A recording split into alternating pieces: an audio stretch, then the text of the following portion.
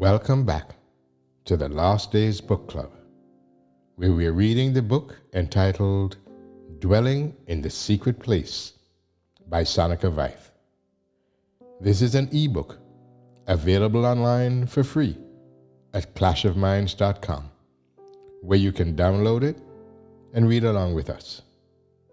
Sonica Veith is the spouse of well-known evangelist, lecturer, and university professor and zoologist, Dr. Walter Veith.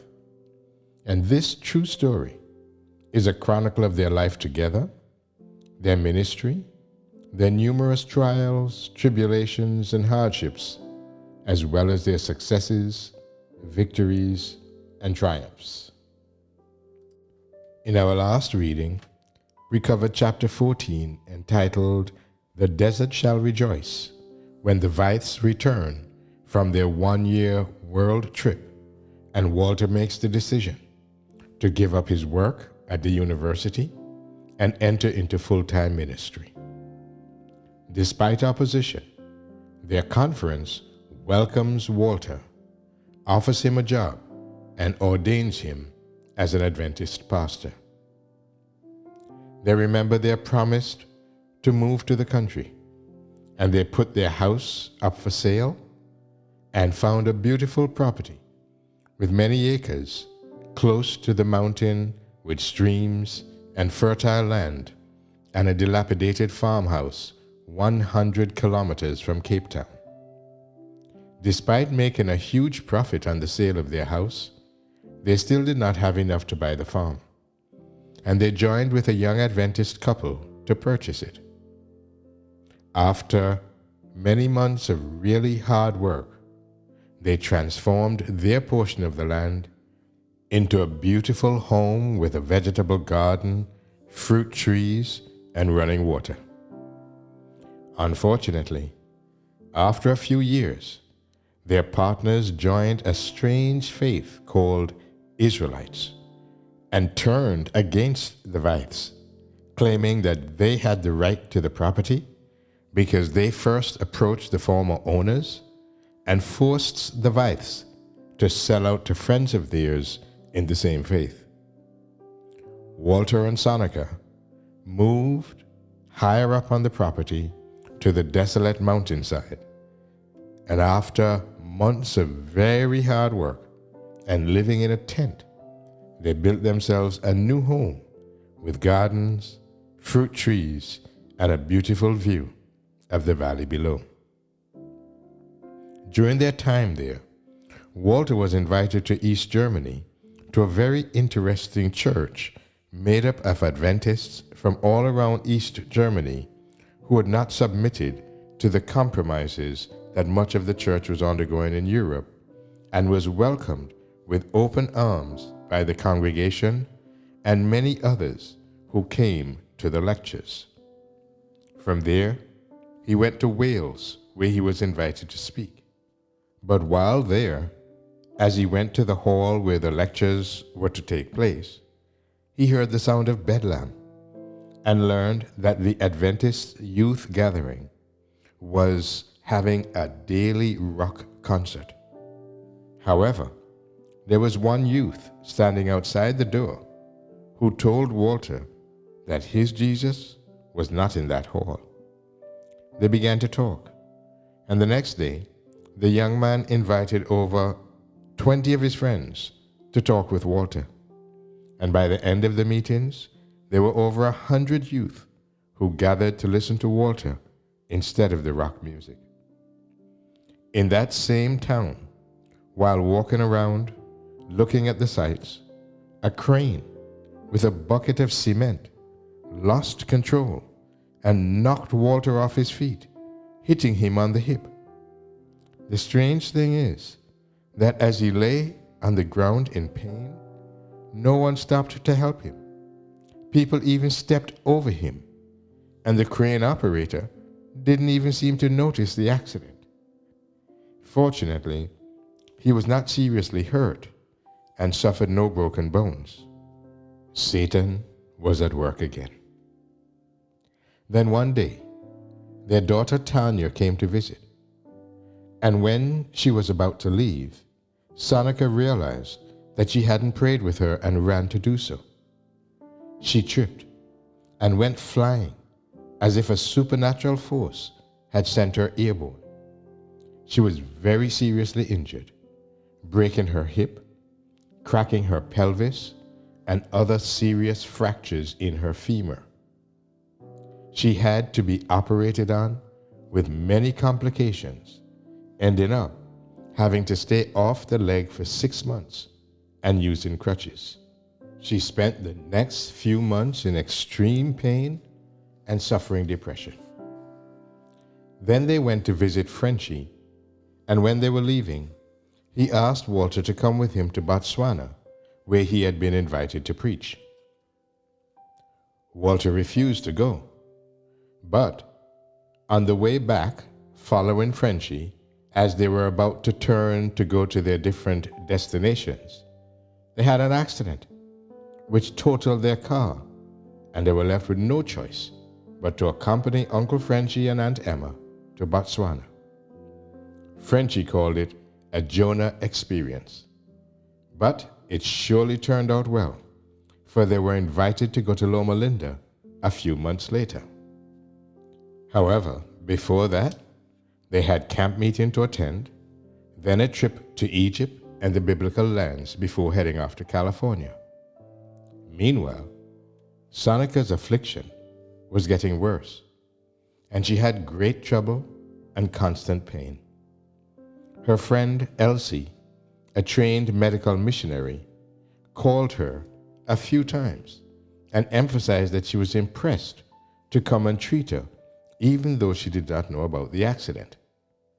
She came a few days before the camp meeting and treated her with hydrotherapy, herbal teas, and shortly she no longer needed painkillers or sleeping pills, and soon they were off to Egypt and the biblical lands.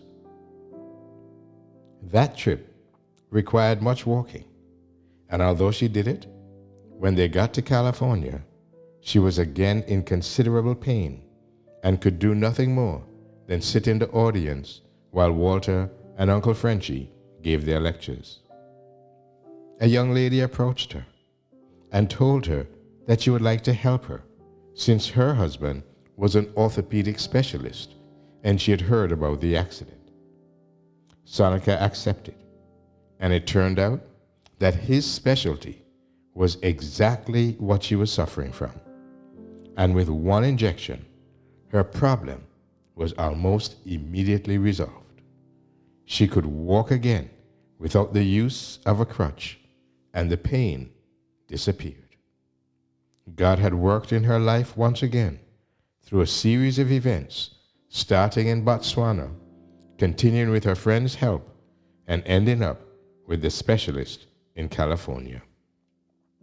Dear listeners, don't forget, you can download this book for free from clashofminds.com as we pick up the story today in the final chapter of this book entitled The Home Stretch. Testimonies, Volume 9, page 231. The night of trial is nearly spent.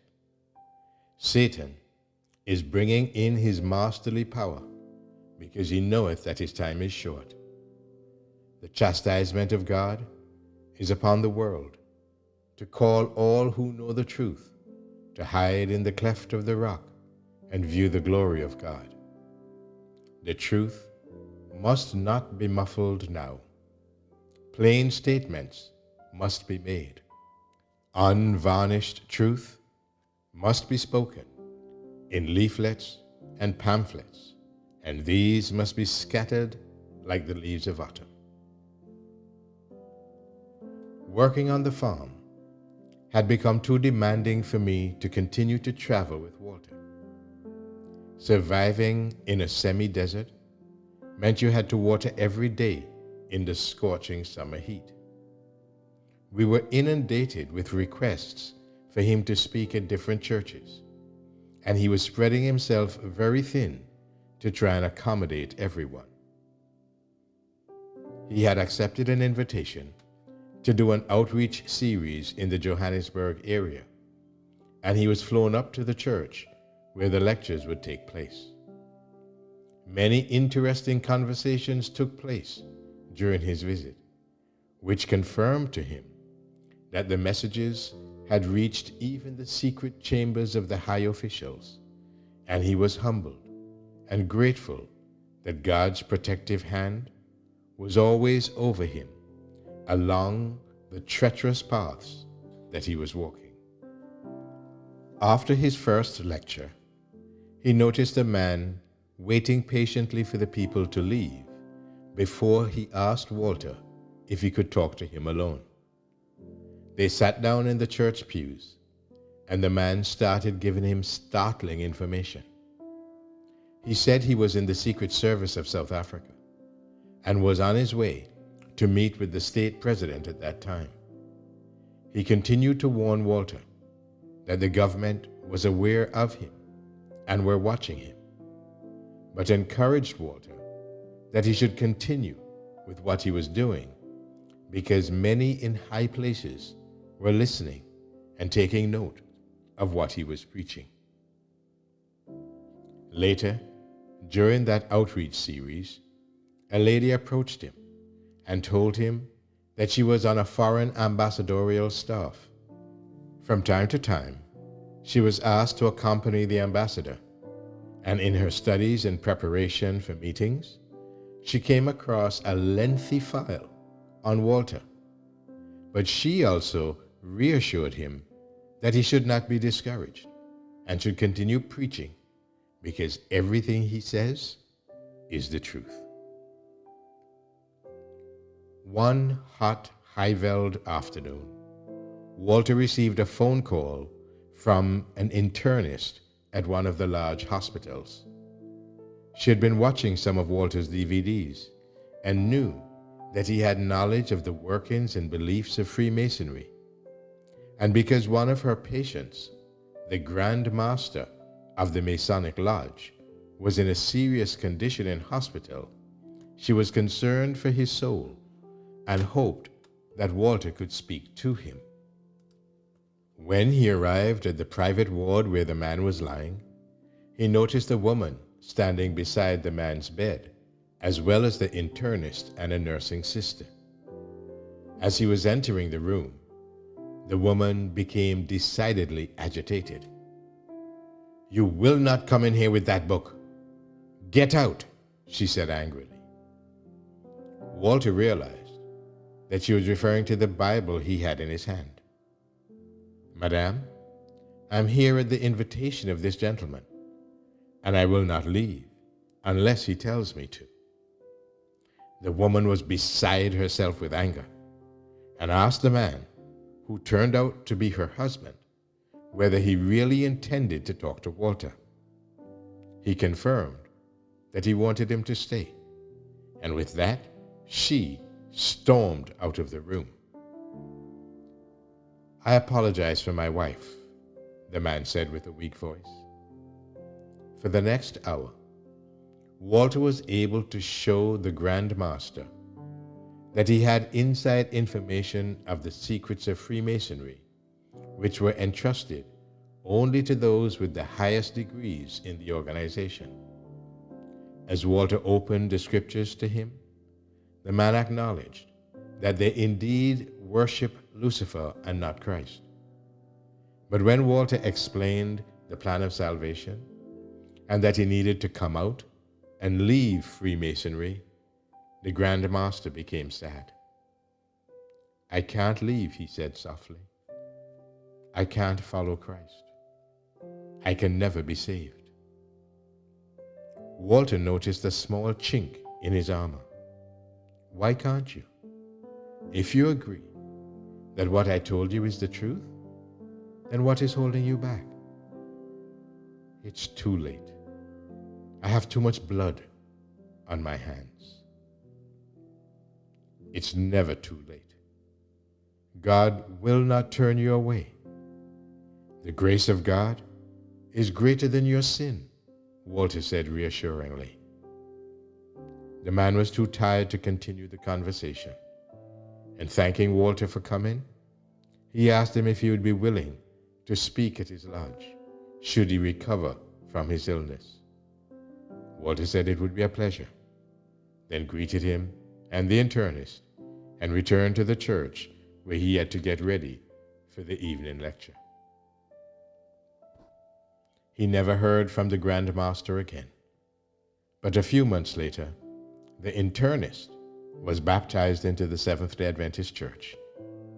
She had been taking in everything while Walter spoke to her patient and decided that what she heard was the truth. Perhaps the divine appointment she had made was for herself.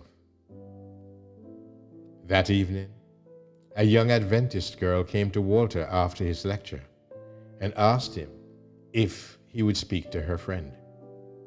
She was going to break off their relationship because he was involved in secret societies. Walter could see that the young man was in a serious predicament. He explained that he loved the girl because she was so different from all the girls he had known, but that he was an assassin, trained by the military. He was desperate not to lose the girl, but he knew that it was almost impossible to break free from such organizations. Walter prayed silently for God to help him with the right advice. He told the young man to repent before God and to break all ties with the organization. Then he should follow God in all his ways and leave the consequences to him. Failing to do this, he would have to leave the girl and never see her again.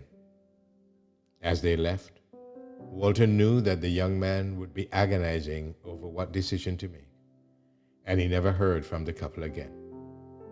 Like the story of the rich young ruler who was not willing to sell all he had and follow Jesus, Walter feared that it was too hard for the young man to sever ties with that which bound him to this world, whether it was money, power, or fame. Matthew chapter 7 and verse 14. Because strait is the gate, and narrow is the way which leadeth unto life, and few there be that find it. I was grateful when Walter returned to the farm. It was hard to cope on my own with all the challenges, and working in the hot sun caused me to get feverish with chills in the evening, which I realized later was probably sunstroke. I had also hurt my right shoulder and had to do everything with my left arm, which again put strain on my weak leg. But by God's grace, everything was still running smoothly when Walter returned. He had hardly started to rest his tired mind from the constant mental stress when, due to pressure on the German leadership from church members, Walter was again summoned to meet with one of the division presidents in Europe. Now, it was back to packing and preparing for the flight to Europe, where he flew to Switzerland to meet with the European division leaders. From the outset, the president launched his verbal assault, accusing him, amongst other things, of being sensationalistic in his presentations. Why do you continue to give these lectures after we've told you to stop doing it? You must be doing it for the money, he said cynically. To accuse Walter of doing God's work for money was like waving a red flag in the face of an African buffalo. Yes, I fly to the ends of the earth for weeks and months away from my family. I sleep on the floor or don't sleep at all. Get eaten alive by mosquitoes and fleas. Get sick with food poisoning, thrombosis and pneumonia. Get criticized and threatened by my own people. So yes, I do that all for the money, was Walter's sarcastic reply. The president ignored Walter's indignant words and proceeded to tell him once again that he should refrain from speaking about all his conspiracy theories. Again, he tried to explain to the president that what he preaches is supported by the Bible and the spirit of prophecy. but it seemed that the president was not going to be convinced. As he left the president's office, he was greeted by much friendlier brothers and sisters who lifted his downtrodden spirits and gave him hope again that the apple wasn't rotten to the core as he had thought. After his banning, following his preaching on the Bible translations in Germany some years earlier, the ban had been lifted, and he was again invited to speak in Germany. Little did he know that this trip would lead to one of the most traumatic experiences of his life. In his lectures with regard to the end-time Israel of God, he mentioned that most of the Jews in Israel today were no longer the descendants of the biblical Judeans, since they were exiled and scattered among the nations. He explained that most of the modern Jews were, according to recent research, the descendants of the Khazars, so that neither by lineage nor by their religion can they be the Israel of God, because the Israel of God, according to Paul, were those that were in Christ. Thus, only those who are in Christ, whether Jew or Gentile, are the heirs of salvation and the spiritual Israel of God. Galatians 3:29. And if ye be Christ's, then ye are Abraham's seed, and heirs according to the promise. Individuals among the Jews will be converted, but as a nation, they are forever forsaken of God. 1 SG, page 107, paragraph 1. This was the opportunity his enemies had waited for. It wasn't long before a man from a liberal German Adventist magazine made a case against Walter for alleged anti-Semitism. For Germans, this was a serious hate crime, and police were deployed to confiscate Walter's videos from the church, and an investigation was conducted which lasted almost a year. Walter was told not to leave his home for long periods of time and to be ready to fly back to Germany should he be summoned to appear in court. Our supportive Adventist brethren offered to appoint a lawyer to represent Walter in Germany, but he said he would wait and trust in God. Shortly after the debacle, a prominent German magazine published an article which confirmed everything Walter had referred to regarding the heritage of the Jews. But still the accusers refused to withdraw the case. We were anxiously waiting for the outcome and were expecting the worst. But then, the person in charge of the investigation sent the videos to a Jewish commission for evaluation, and the report indicated that although they did not agree with everything Walter said, there was no anti-Semitic sentiments advocated in the lectures. The case was then thrown out of court. But lo and behold, Walter was banned by the German church leaders for a second time from speaking in Germany. Liberal Adventist magazines climbed on the bandwagon, and articles were sent into the world spreading vindictive misinformation about Walter and his ministry. To one of these articles, I wrote a response, which was summarily removed from their webpage. His accuser was later appointed by the German Adventist leadership as a pastor, and also became the vice chair of a European Ecumenical Council in Europe. He also acknowledged that he regularly attended Jesuit retreats and was seen bowing to the altar in an ecumenical gathering. We then understood why he tried to get rid of Walter. Mark 13 and verse 9. But take heed to yourselves, for they shall deliver you up to councils, and in the synagogues ye shall be beaten, and ye shall be brought before rulers and kings for my sake, for a testimony against them. Mark 13 and verse 13. And ye shall be hated of all men for my name's sake. But he that shall endure unto the end, the same shall be saved. We were relieved that he was vindicated, and that by the world. Even though he was banned by the church, the police, the investigative team, as well as the Jewish Commission, all had the opportunity to hear and watch the truth. God has mysterious but nerve-wracking ways to reach people. However, the battle was not over yet. Appeals from leadership in Germany were sent to the Biblical Research Institute of the General Conference, and attempts were made to have Walter deposed of his pastoral credentials. The charges against him were handed down to our division, and he was summoned to speak with the president in his office. Every complaint against him was discussed, and each time Walter was able to defend his position from the Bible and the writings of Ellen White.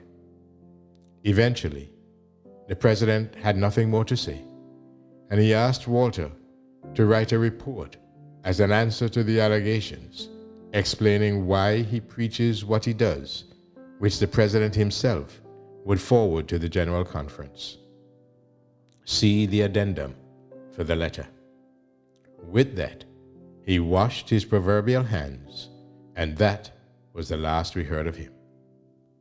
Whether his letter ever reached the General Conference leadership, we don't know. But in his letter, Walter appealed to his brethren of the church he loved and respected not to give up the faith in the eternal truth, and to heed the counsels for our time from the pen of inspiration. He longed for his church to understand where he comes from, and he wished that he could work in harmony together with his fellow believers all over the world, as it was in the time of the early Christians. But he received no response to his letter, not even an acknowledgement that anyone received it. As we reflected on our ministry, we saw a lonely road scattered with thorns, but fortunately also with precious flowers. I was again reminded of the words of the messenger of the Lord. Do not listen to Satan's lies, but recount God's promises. Gather the roses and the lilies and the pinks. Talk of the promises of God. Talk faith. Trust in God, for He is our only hope. He is my only hope.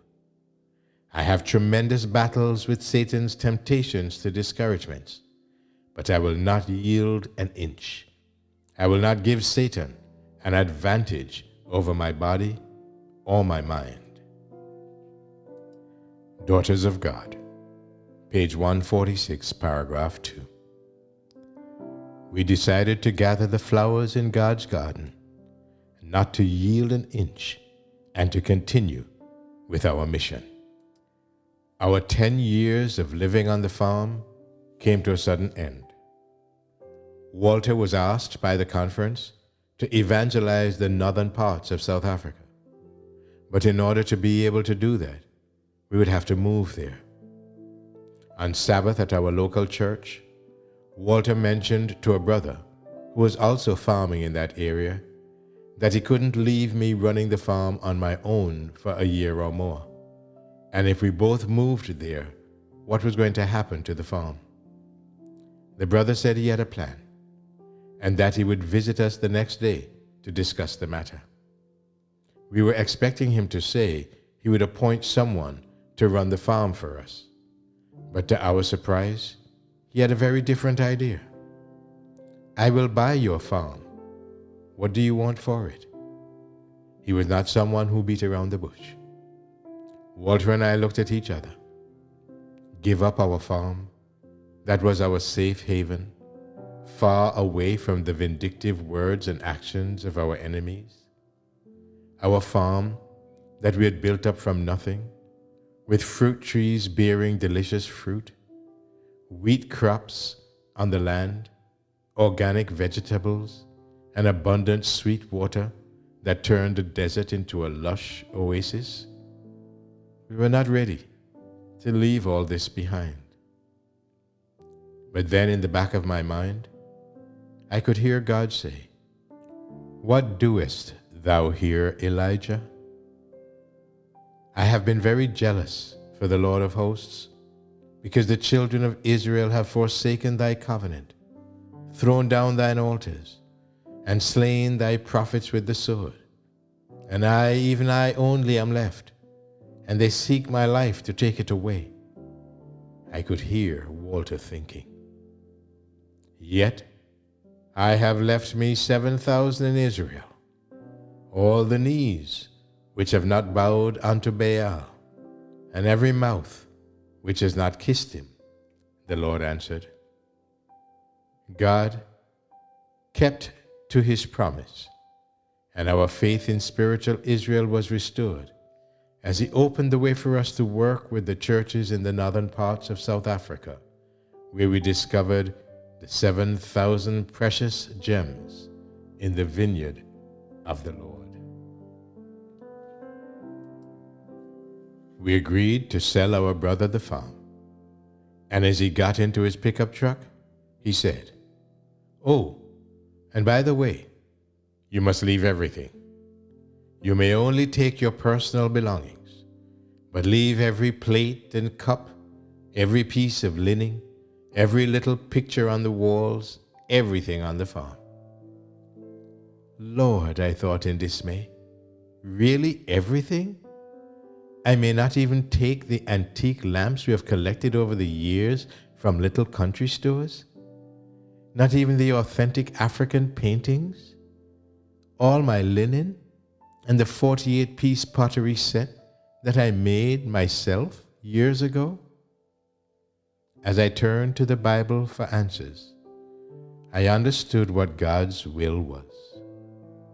Yes, everything was God's answer. You can't go into battle if you're not focused on your task. Uriah wouldn't return to his wife when King David tried to coax him. He went straight back to join his fellow warriors in the battle, leaving everything behind. And remember what happened to Lot's wife when she looked back? I didn't want to turn into a pillar of salt. I closed the Bible. I had found the answer. We packed up our few belongings, greeted our friends on the neighboring farms, and left for the unknown, where God had something exceedingly more valuable in store for us. After frantically searching for a suitable place to make our new home, we settled in a small town in the bushveld close to the Kruger National Park. We were intrigued by the many private game farms and thatched roof lodges with wild animals roaming free on large portions of indigenous bushveld, and the hot summer rainfall climate with its characteristic thunderstorms. In January, temperatures could rise to more than 40 degrees Celsius, with hardly a winter to speak of, and thousands of hectares of land in the area covered with mango, banana, avocado, macadamia, and citrus trees. The only problem was we're about 6 hours' drive away from Johannesburg or Pretoria, where most of our evangelistic work would take place. But at the time, it seemed like a small price to pay to be able to live far away from the crime and the hustle and bustle of two of the largest cities in the country. For 3 years, we virtually worked 1 week in the city, and the next week went home just to do our laundry and pack our bags, and then back to the city again. The work was exhausting, but we were often reminded of the words of God's messenger. "The cities are to be worked from outposts," said the messenger of God. "Shall not the cities be warned? Yes, not by God's people living in them, but by their visiting them to warn them of what is coming upon the earth. Letter 182 in 1902. At the same time, we also accepted invitations to overseas campaigns as well as to other parts of the country. During one of our trips to Canada, we experienced the wrath of the devil himself. At the ministry we worked with, we experienced many trials and conflicts, and it seemed to us that the problems were insurmountable. We were discouraged and felt it was almost impossible to continue with the work under those circumstances. One late afternoon, as Walter was working on a lecture in a depressed state, something happened that would strengthen our faith and give us the courage to continue. We were both sitting on the bed in the little house provided for the speakers of the ministry. I was reading, and Walter was working on his lecture called Path of Obedience, when suddenly he gasped loudly beside me and rolled off the bed, clutching his side in agony. "What's wrong?" I asked anxiously and rushed over to where he was lying on the floor. He was unable to answer me and just kept groaning. Thinking that he was having a heart attack, I ran to the kitchen and fetched some cayenne pepper mixed with water and helped him to drink it. But the pain would not subside, and he was struggling to breathe. I knelt down beside him and started praying for him, and after a while, he was able to catch his breath again. I helped him onto the bed, where he remained in a fetus position. I phoned some of the members of the ministry and told them what had happened, and within a few minutes they arrived. We all knelt around the bed and prayed, and then slowly the pain in his side started to ease. When he was able to speak again, he explained to us that it wasn't his heart, but that it felt like someone had plunged a dagger into him. We knew immediately that the attack was not physiological, but spiritual. Satan tried to discourage us, hoping that we would cancel the meetings and return home. We prayed together again, and then they left. But then a couple of minutes later, we received a phone call from one of them, which gave me goosebumps. "You will never believe what happened," the young lady said. "We had just turned into the main road when suddenly a rock fell from the sky right in front of the car. We couldn't stop in time and ran over the rock. And when we got out of the car, we couldn't see a rock anywhere. It was gone. But the car is badly damaged. The whole chassis is bent." "The rock is gone?" Walter exclaimed. "Nowhere to be found. And we searched everywhere. But that's not all. A woman came running out of one of the houses, and she asked us if we were okay. We said yes. But then she said, 'We heard the rock fall. But come inside. We were just speaking to the spirits.'" Walter looked at each other and instantly knew that God had allowed the attack to remind us that we are not fighting against flesh and blood, and that Satan is going about like a roaring lion to destroy the work and discourage God's servants. God requires his servants to walk in the light and not cover their eyes, that they may not discern the working of Satan. They should be prepared to warn and reprove those who are in danger through his subtlety. Satan is working to obtain vantage ground on the right hand and on the left. He rests not. He is persevering. He is vigilant and crafty to take advantage of every circumstance and turn it to his account in the warfare against the truth and the interests of the kingdom of God. It is, I saw, a lamentable fact that God's servants are not half awake as they should be to the wiles of Satan, and in the place of resisting the devil, that he may flee from them, many are inclined to make a compromise with the powers of darkness. Pamphlet 123, page 48, paragraph 2. The demanding schedule started to take its toll on us, and we often got sick while traveling. Walter, who had weak lungs from contracting tuberculosis as a child, battled with bronchitis and pneumonia on almost every trip. Besides that handicap, he also developed flight thrombosis on one long flight. A huge man on the flight was sitting next to him in the seat, downing one vodka after another until he fell asleep, snoring loud enough to scare a lion. Walter was stuck in the window seat for hours, unable to wake the man or climb over the colossal whale-like figure, and consequently, he had to suffer in silence with the throbbing pain in his leg through all his lectures until he got home.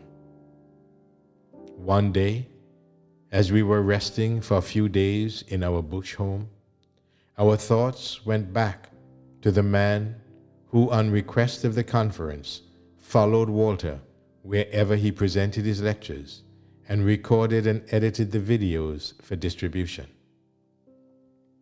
Why don't we ask Fanny to start a video ministry here in our town? Then we can distribute to the African people at affordable prices. It's too expensive for us to buy from the ministry in Canada, I asked as I was packing our belongings for our next trip. That could work, but I don't know if he will move here. It's so far away from everything. And besides, we don't have any money to fund such a project. But let's phone him and hear what he has to say, Walter answered. And with that, he picked up his phone and called Fanny, who immediately said, if that is God's will, then he will come, even though we only had 500 Rand in the bank account created for the project. In a short while, his wife quit her job and they moved to our town. I mostly handled Walter's correspondence with churches and individuals who requested him to speak in their countries, and in one email to a brother in the USA, I mentioned that we were starting a DVD ministry in South Africa. Within a few months, the kind brother had collected funds from his friends, and they blessed us with a donation that enabled us to start the ministry. In 2015, we were able to attend the 60th General Conference session in San Antonio. There was a buzz of anxious anticipation in the air in view of the issues to be discussed and voted on by the delegates from all divisions of the church. Many opposing views were presented on the proposed updating of the fundamental beliefs of the church, and it was clear that delegates from the liberal divisions and institutions were dissatisfied with the suggested addition of the words literal and recent to explain the church's position on the six-day creation more clearly.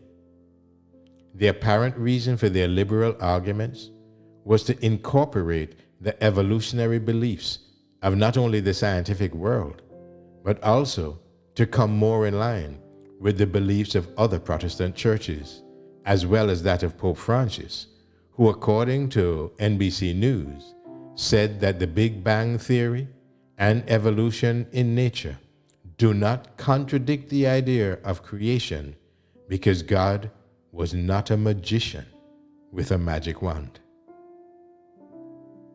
The General Conference president supported the addition of the word recent, as he said, essentially, this version of the belief was brought to the floor of the 2005 General Session. I personally endorse it. This wording will help us in our work. You can put a spin on any word such as recent, but it means not old. There is no room for theistic evolution. I will tell you, I personally believe, based on the spirit of prophecy, that the earth is approximately 6,000 years old. If our brethren would have studied the words from the pen of inspiration, which foretold this shift away from the Bible towards science falsely so-called, would take place, there would be no confusion and doubt in the biblical record among God's people. Infidel geologists claim that the world is very much older than the Bible record makes it. They reject the Bible record because of those things which are to them evidences from the earth itself, that the world has existed tens of thousands of years. And many who profess to believe the Bible account are at a loss to account for wonderful things which are found in the earth, with the view that creation week was only 7 literal days, and that the world is now only about 6,000 years old.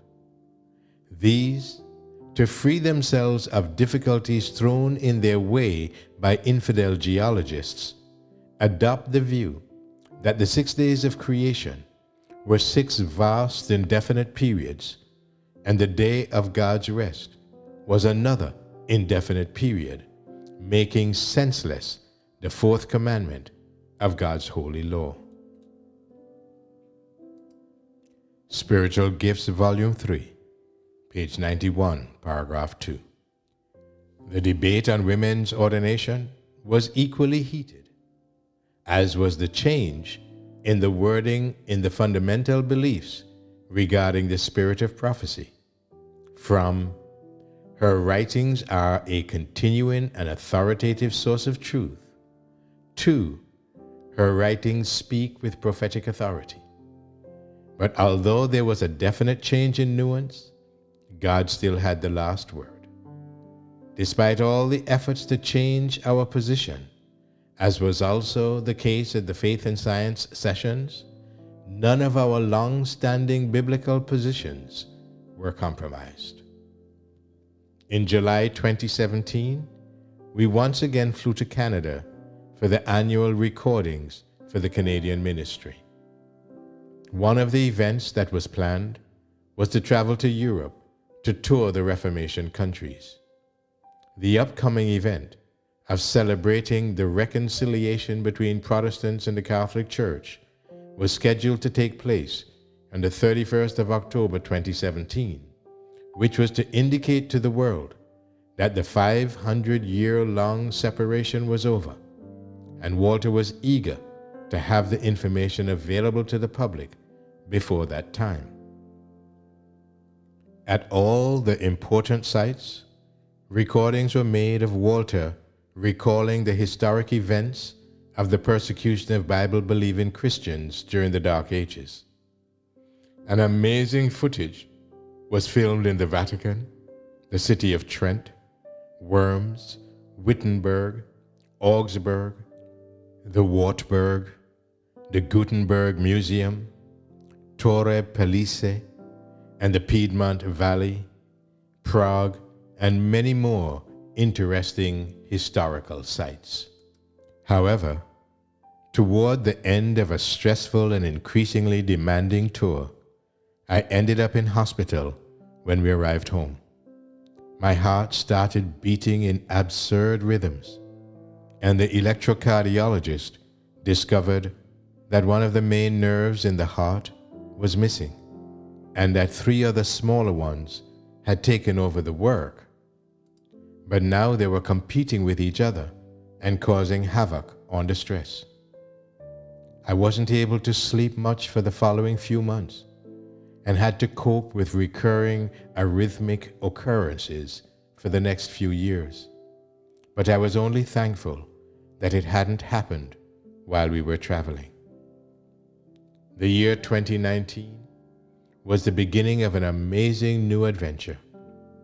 God had opened a way for us to secure land up against a mountain range where we could grow our own vegetables again, some 30 kilometers from the only small bushveld town.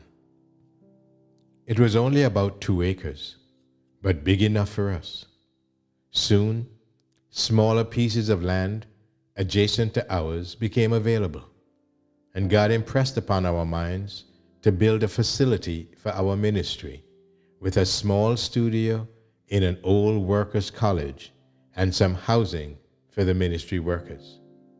We felt an urgency to make accommodation available, as well as to plant vegetables and fruit trees and get it done as speedily as possible. The ministry grew, and soon there was a demand for more workers to help with the editing. Trusting in God to supply all our needs, we did not advertise any positions in the ministry, and faithful to his promises, the Lord himself organized an unplanned meeting between Fanny and Martin Smith and his wife at a camp meeting. They were on their way to do mission work in Georgia, but felt impressed that God was changing their direction, and soon the couple joined us in the African vineyard of the Lord. At that stage, we were still visiting places where Walter was invited to give his evangelistic series. Amidst all the challenges, God lifted our spirits and showed us that he was still at the helm of our little ship. Our visits over the years to different countries and the many churches were witness to the loving care and miracles of God. Through his divine guidance, it was possible for Walter to speak at Walla Walla, where the spiritual formation theology had infiltrated our Adventist university, and equally remarkable was his invitation to speak at our most liberal institute, La Sierra University, on creation versus evolution, despite the strongest efforts to prevent the meetings from taking place. In Maine, the conference president refused to let Walter speak at the church camp meeting, even though he was formally invited to be a speaker. But this did not deter the church members. A group of people then decided that they would have their own camp meeting, even though they had no venue, no tent, no cheers, and little money to pay for everything, and to fly Walter to Maine. In a short while, all these were provided through unbelievable miracles, and the camp meeting was a blessing to many people, including Walter. Toronto was another divine appointment.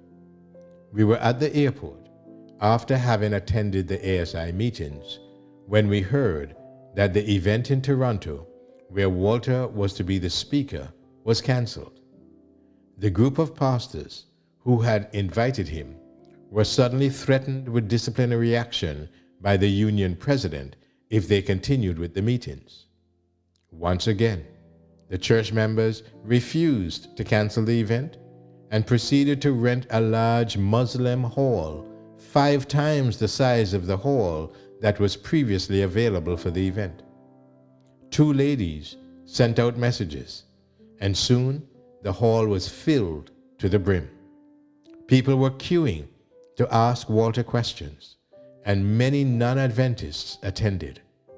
A hardened atheist and evolutionist even asked Walter to pray for him right there in the hall. The curse turned into a blessing, and many more people were reached than was possible under the initial arrangements.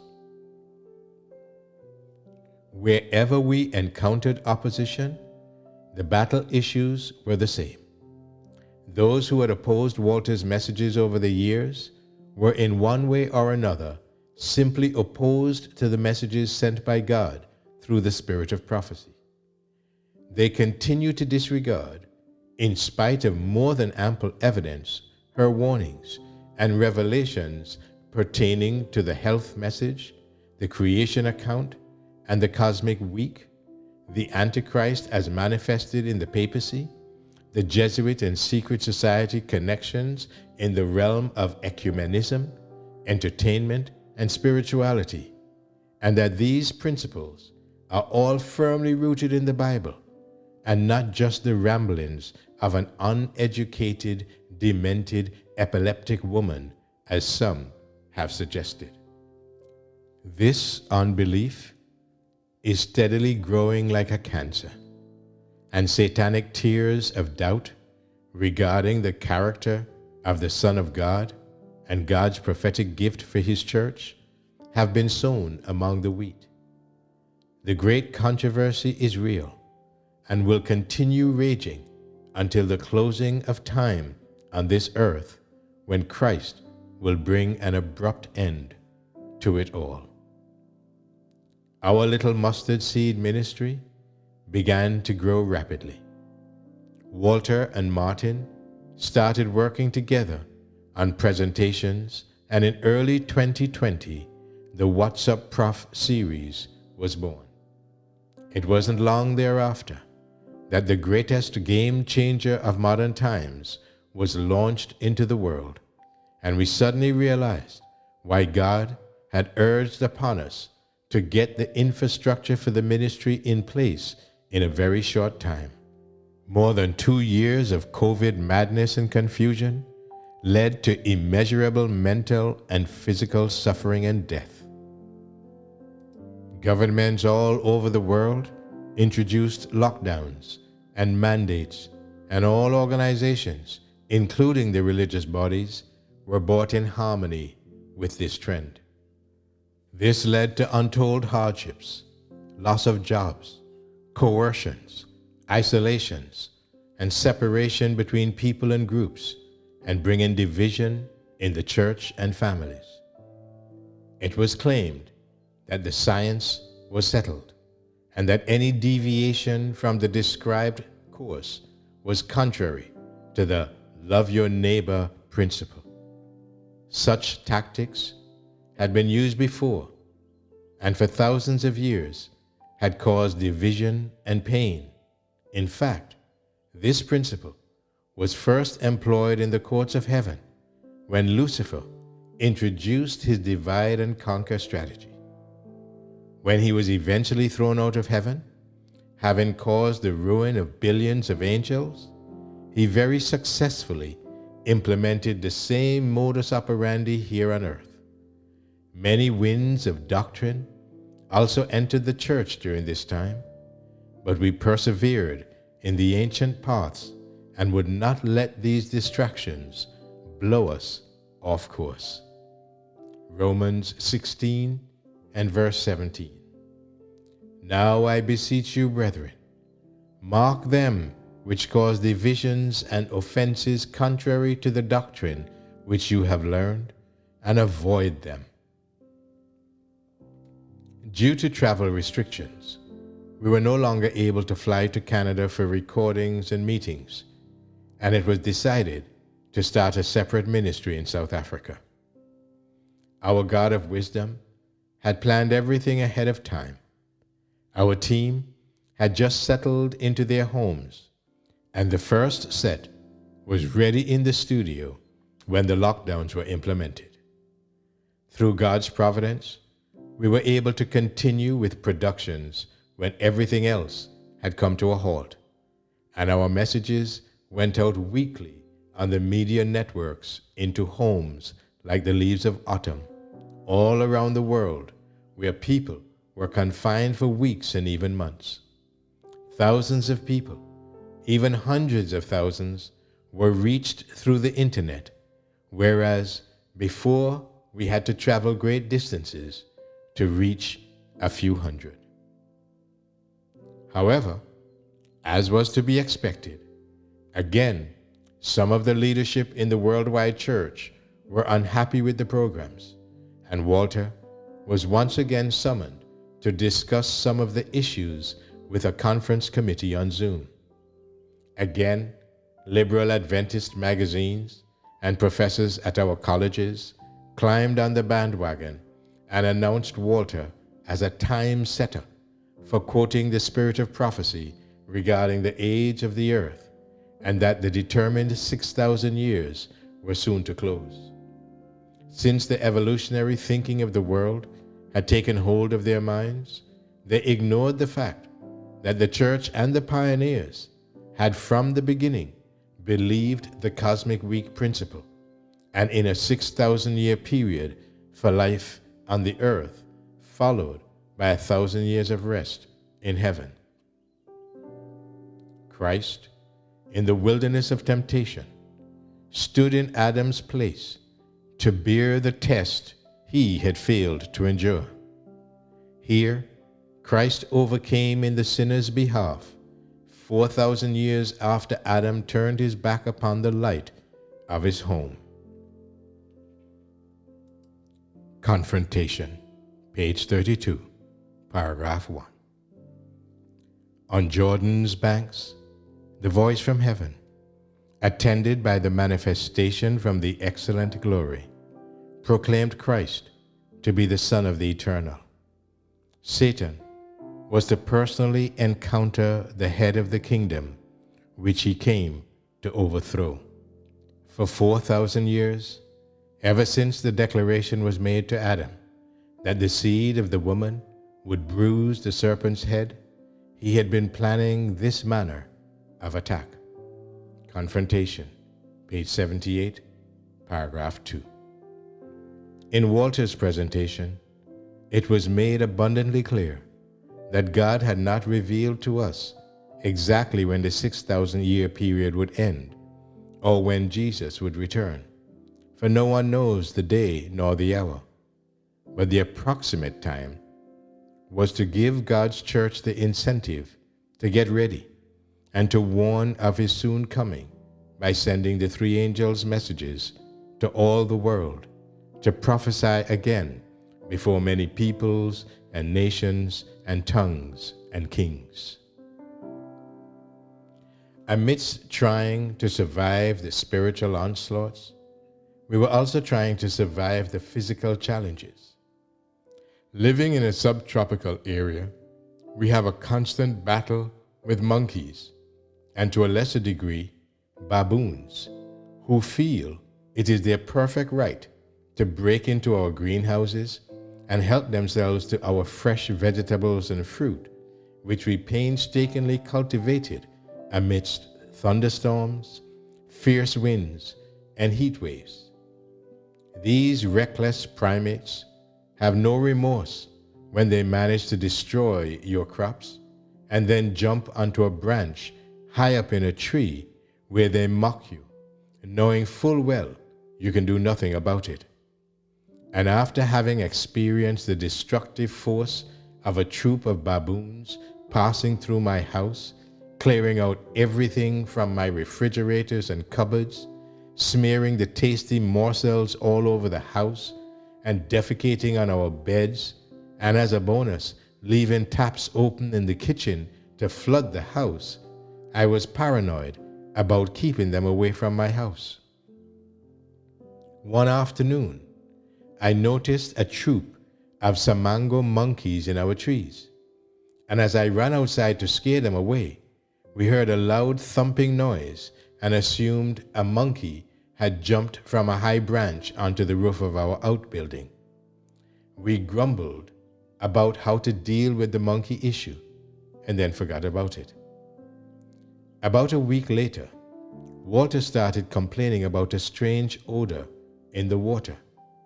But because my sense of smell had never been any good, I said I couldn't smell anything.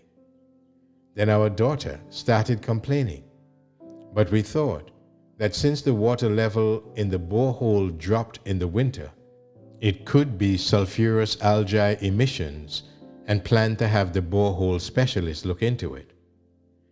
But when our gardener complained, I said to Walter, "You should go and look if there is anything in our water tanks. Perhaps a lizard or a mouse got into the tank." "There is no way that a mouse can get into the water tank. It can't be that," Walter said pensively as he walked up to the tanks beside the outbuilding.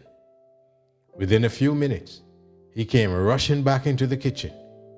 "You will not believe what happened," he almost shouted. "There is a decomposed monkey in the water tank." "Wow, what?" I looked at the large batch of food I had just cooked for us for Sabbath, using the water straight from the tanks. I started feeling sick in my stomach as I realized that I had been faithfully drinking my 2 liters of putrefied monkey water every day for more than a week. If only I had reacted on my instincts when I heard the strange thumping noise. The large Samango monkey evidently landed on the lid of the tank, his weight shattering the brittle plastic, and he fell through the opening into the water where he drowned. A lizard or mouse indeed. Our Sabbath lunch was dumped unceremoniously, and we were back to bread and avocado. After a heavy dose of charcoal, we showered under the hose pipe in the garden, which contained municipal water, and left the dilemma of how to clean out the water tank for Sunday. It was clear that Satan had tried his very best to thwart every effort we made to live a healthy physical and spiritual life. After the lifting of the COVID mandates in South Africa, we were strongly impressed to expand our ministry to reach the many people who suffer from lifestyle diseases, as well as those who have been affected by COVID, whether physically or mentally. We are advised by God to combine the health ministry with the Word of God in order to reach the people with the gospel. And as we, as a team, prayed and put our foot in the Jordan, not knowing how our mission was to be realized, God parted the sea of doubt, and we embarked on an exciting new journey. He opened the way for us to start a health center, as well as a training center for evangelism, and great was our joy when people from our church started to come forward to help with the development of this important mission. The minister and missionary worker are to minister alike to soul and body in their need, and thus the entire work is to become one united medical missionary evangelistic work. Loma Linda Messages, page 37, paragraph 3.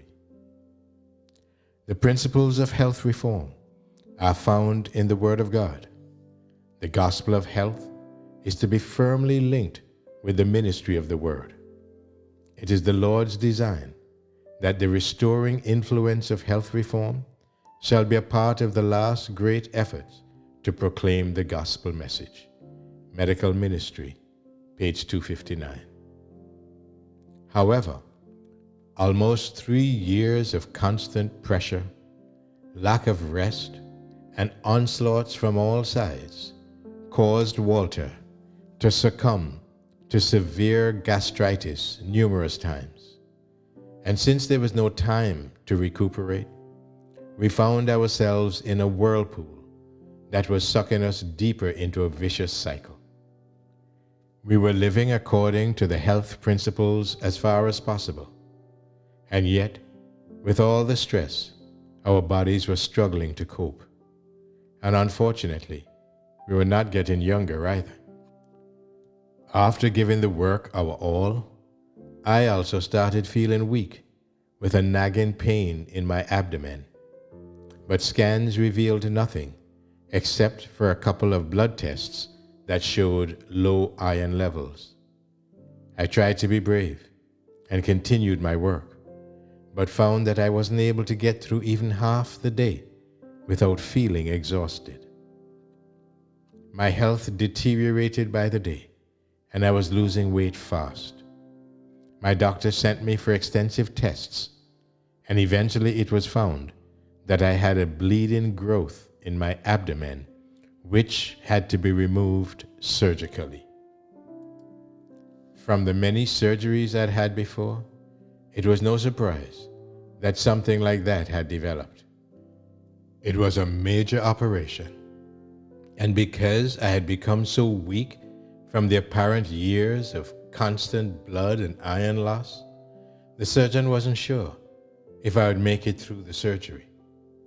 He gave me intravenous iron and blood transfusions in the hospital before he proceeded with the operation. When I woke up, I felt like I was dying. I was throwing up for days and nights from the anesthetic and intravenous medication, which my body was not used to. For years since my hip fracture, I had never taken any medication, and my liver reacted violently against it. The second day in ICU, I was wondering if these were my last moments on earth, and I mentally prepared myself for the worst. But then I heard someone entering my room. I opened my eyes and saw a small, frail-looking nursing sister move softly towards me. This was very unusual, since the nurses in that hospital were often rude and loud and insensitive to the needs of the patients. Without saying a word, she moved silently to where my handbag and container with my toiletries were. I watched as her hand went straight to the pockets where I kept everything, as if she knew exactly where they were. She washed my face and gently brushed my hair without saying a word, carefully avoiding the tubes attached to my face, and then carefully turned me on my side, washed me, and proceeded to apply body lotion to my back and arms, and rearranged my pillows. I closed my eyes in gratitude for this sweet spirit and unknown kindness. But as I opened my eyes again to thank her, she had already left, as silently as she came. The weight of responsibility and care upon Walter was heavy, and he struggled to continue to work out programs and record them for the ministry, and at the same time, traveling 125 kilometers almost daily to the hospital where I was admitted. During the nights, while I was unable to sleep from pain and weakness, I would read from the little Spirit of Prophecy book I had taken with me. Many times I wondered if I was ready to die, if I had lived my life according to God's will, and I agonized over many failed opportunities and mistakes I had made. But the words of King David to his son comforted me and gave me a reason to continue fighting. 1 Chronicles chapter 28 and verse 20. For the Lord God, even my God, will be with thee. He will not fail thee nor forsake thee until thou hast finished all the work for the service of the house of the Lord. The surgeon was amazed at my speedy recovery, and after 10 days in hospital, I was discharged. After a tiresome, painful journey, we arrived home, where Walter, with concern written all over his face, tucked my emaciated, fragile figure into the bed. That night we prayed, thanking God that I was still alive. Did you know that I'm like a cat? I asked. A cat? Yes, I had 9 lives. 9 times I could have died, but each time God turned a near disaster into a victory, I said. I'm grateful you're back again. It's lonely when you're not here, he said, as he squeezed my hand. I'm grateful too. I didn't think I would make it this time, I said.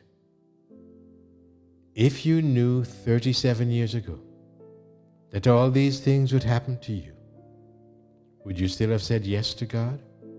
Walter asked as we lay on our backs in the dark. I probably wouldn't have, because I didn't know God then. Jesus tried to tell his disciples what would happen to them, that most of them would be killed, some beheaded, some stoned and even crucified upside down like Peter. But unfortunately, they didn't understand. And if you could go back in time, what would you change in your life? He asks again. I would change nothing, except where I saw my children suffer needlessly in this cruel world. But for myself, I know that God allowed me to suffer when I made mistakes, and He allowed me to suffer even when I didn't make mistakes. It is all part of His plan to teach me to trust Him and to fit me for His kingdom. Without the trials, I would not have seen myself as God sees me, and I would have worn my own garment to the wedding. And if I should die before the Lord comes, I believe that I have run the race. I have fought the good fight, and His grace will be sufficient for me as long as I continue to dwell in the secret place of God. 2 Corinthians 4 and verse 17. For our light affliction, which is but for a moment, worketh for us a far more exceeding and eternal weight of glory.